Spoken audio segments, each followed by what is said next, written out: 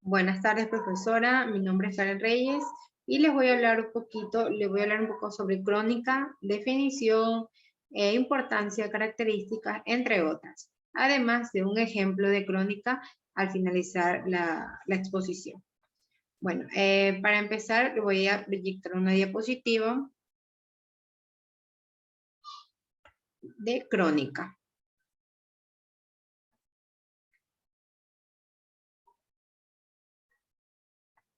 Bueno, crónica. Como bien sabemos, la crónica es un género narrativo doble. Puede ser en parte literario y en parte periodístico, y emplea abundantemente sus recursos formales para abordar sucesos y personajes reales, verídicos y comprobables. Gabriel García Márquez, un célebre periodista y escritor colombiano, define a la crónica como un cuento que es verdad. Bueno, los orígenes de la palabra crónica se remontan del griego crónica, vocablo de cronos, que significa tiempo, ya que alude a una narración ordenada según su línea temporal.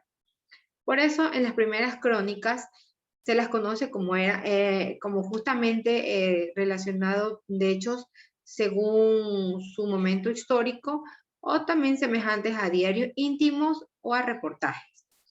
Bueno, la importancia de la crónica en la sociedad es de mucha validez, ya que nos cuenta los sucesos de una manera ordenada y nos mantiene informados y nos previene de desastres naturales, ya sean ciclones o también de otras noticias como vacunas, nuevos medicamentos o los cambios de mandos presidenciales o gubernamentales de cada país. Ya, las características son tiempo. Bueno, vendría siendo el tiempo aquí es definitivo para el ritmo y la creatividad y la credibilidad de una historia. Emitir el juicio, bueno, además de narrar una historia, el cronista emite un juicio de valor sobre los hechos acontecidos, pero este siempre debe emitir un juicio de valor de manera subjetiva. El estilo, bueno, debe tener un estilo personal y con los elementos valorativos. También descripciones. Bueno, el cronista muchas veces utiliza descripciones para ambientar al lector. Podemos darnos cuenta de que puede describir el paisaje, el lugar en donde fue el acontecimiento o lo sucedido. Puede narrar, por ejemplo, si el acontecimiento fue en algún parque, puede narrar lo que se encuentra cerca, para que el lector pueda pueda saber más sobre el contexto de donde fue el acontecimiento, ¿no? Ya, entonces, estas descripciones son muy importantes también. Bueno, también deben de tener interés colectivo, puesto que sí, las personas muchas veces quieren saber qué es lo que está pasando alrededor del mundo y en nuestro propio país. Les puedo poner un ejemplo como las elecciones presidenciales. eh, Eso es algo de interés común. También en su tiempo también, y está en la actualidad también, las vacunas también eran como que algo que estaba a la expectativa de todos, conocer si había una vacuna, anteriormente si había vacuna, si qué pasaba con la vacuna, si nos iba a ayudar, si servía, no servía. Entonces era algo de interés colectivo este tema de las vacunas, ¿no? También el, ¿por qué no decir el COVID? También era un interés, era un tema de interés colectivo porque nos tenía a todos informados, nos tenía a todos al pendiente de la noticia que sacaban de nuevo, qué nueva variante salía, entonces esto también es muy importante. Bueno, el cronista también debe hacer énfasis en cómo sucedieron las cosas. El lenguaje debe ser fácil, debe ser sencillo y claro, puesto que la mayoría de las personas no utilizan un lenguaje formal, sino más bien nos vamos por el lenguaje coloquial, que es donde podemos interpretar y es más fácil para el lector que pueda interpretar el escrito, ¿no? Y la interpretación debe ser subjetiva de los hechos ocurridos contados desde el lugar en el que se produce y con una implicación clara en su cronología. ¿Cómo se debe utilizar? Bueno, se debe utilizar la crónica para informar hechos verídicos, reales, y también en los géneros literarios también para narrar acontecimientos muchas veces ficticios.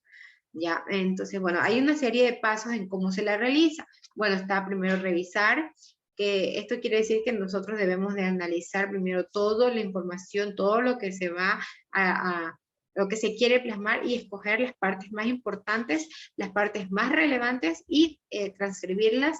Asimismo, omitir las partes irrelevantes para que no se vea tan extenso y sea fácil para el lector interpretarlo. Asimismo, elegir el enfoque con el que se dará el punto de vista, la historia, ¿no? Elegir este enfoque, también expresar las ideas de manera clara y con frases concisas, también narrar los acontecimientos de la manera más exacta posible, pero quitando información que no sea importante. También tenemos acá el lenguaje, que el lenguaje debe ser sencillo, como yo lo dije, para que el lector pueda interpretarlo de manera más fácil. Ya, entonces, el siguiente punto es dónde se la puede encontrar. Bueno, esta crónica uno la puede encontrar, la crónica como nota periodística la podemos encontrar en diferentes medios, como televisores, radio, internet, etcétera, y toca temas de la actualidad, mientras que cuando se trata de un texto encasillado, o sea, una crónica literaria, se encuentra dentro del género literario, narra situaciones reales o ficticias de acuerdo al orden en el que acontece, ya sea real o imaginario, y apoyándose en testimonios de testigos reales o ficticios. Bueno, el estilo de la crónica son el estilo de la crónica debe de ser propio, debe de ser algo innato de cada persona, porque es el estilo con el que uno redacta. Eso no es igual que, un escrito no debe ser igual que otro, porque siempre prevalece el estilo del cronista. Bueno, los tipos de crónica sería informativa. Bueno, en esta informativa la narración es cronológica y puntual sin juicio de valor. Aquí no se emite juicio de valor. En la opinativa, aquí el cronista informa y comenta a la vez. En la parte interpretativa, el estilo es más literario, con emisión de juicios de valor. Como lo dije, estos de aquí se dan con un juicio de valor subjetivo, no objetivo. Tenemos el ejemplo de crónica, que sí le voy a leer un poco, que es un fragmento de la periodista Marta Ruiz para el diario La Semana, que fue publicado el 23 de febrero de 2013. Se titula así, Breve crónica de un viaje a La Habana, de Marta Ruiz. Voy a leer un pequeño fragmento. Algo muy importante en esta crónica es que se relata en primera persona y no deben de ser muy extensos, ¿ya? Entonces, hace 2 semanas tomé un avión y fui para La Habana para ver de primera mano lo que estaba pasando allí. Madrugué para el Hotel El Palco, en cuyo centro de convenciones se producen los encuentros gobierno-guerrilla, contrario a lo que se piensa. Allí hay poca prensa colombiana. Aquel día, víspera del final, con una ronda que había empezado con los últimos caldeados por el secuestro de 2 policías. No estaban listos, sino corresponsales de RCN, Caracol y un puñado de periodistas cubanos. Esta mañana, Iván Márquez se paró frente al micrófono y leyó las 10 propuestas mínimas para el reconocimiento político de los campesinos. Siempre nos salen 10, comentó a la hora del café, refiriéndose al ritual cotidiano de presentar ideas sobre lo que su contraparte del gobierno, Humberto de la Calle, llamó lo divino y lo humano. Márquez aprovechó el receso para terminarse un grueso habano que ya se había fumado a medias.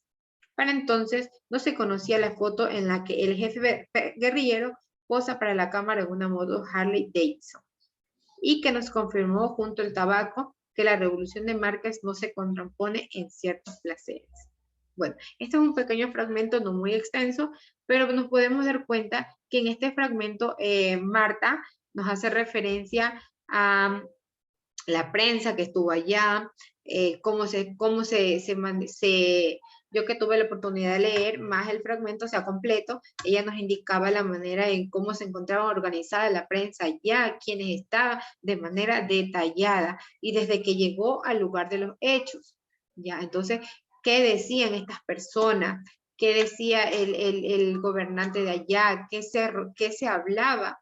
Entonces, todo esto ella lo comentó en su fragmento y lo puso lo más importante, lo más relevante y utilizó un lenguaje muy coloquial para que el lector pueda entender todo lo que ella nos quería transmitir en su crónica.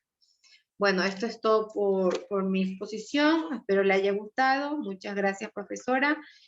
Hasta luego.